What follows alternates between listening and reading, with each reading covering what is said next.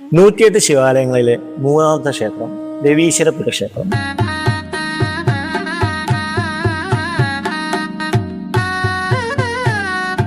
ക്ഷേത്രത്തിലെ രവീശ്വരം തന്നെയാണ് രവീശ്വരപുര ക്ഷേത്രം.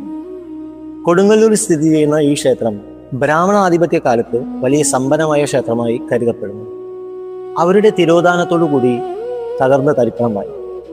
ശ്രീ കുരുമ്പാമ്മയുടെ കോപമാണെന്ന് കുറച്ചുപേർ വിശ്വസിക്കുന്നു. പക്ഷേ ആ പ്രദേശം ബൗദ്ധ കേന്ദ്രമായതിനാൽ ബൗദ്ധന്മാർ അവരെ ആട്ടിയോടിച്ചു എന്നൊരു ചരിത്രമുണ്ട്. എന്തായാലും സത്യം തെളിയുന്നില്ല. പക്ഷേ ഒരു കാര്യം വ്യക്തമാണ്, കൊടുങ്ങല്ലൂർ പ്രദേശത്ത് നമ്പൂതിരി ഭവനങ്ങൾ കാണുന്നില്ല. ഉള്ളവർക്ക് തന്നെ പഴമ അവകാശപ്പെടാനുമില്ല. ക്ഷേത്രത്തിലെ മുഖ്യദേവനായ പരമശിവൻ കിഴക്കോട്ട് ദർശനമായിരിക്കുന്നു. ഉത്സവങ്ങളില്ല. പണ്ടുണ്ടായിരുന്നോ അതിനുശേഷം മുടങ്ങിയതാണോ ഒന്നും വ്യക്തമല്ല.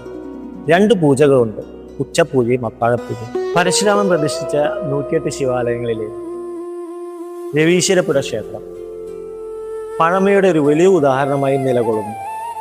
ഇന്നും ആ ചൈതന്യമായ പരമശിവന്റെ പ്രതിഷ്ഠ എല്ലാവർക്കും ദർശനം കിട്ടാനായി ഞാൻ മനസ്സുരുകി പ്രാർത്ഥിക്കുന്നു.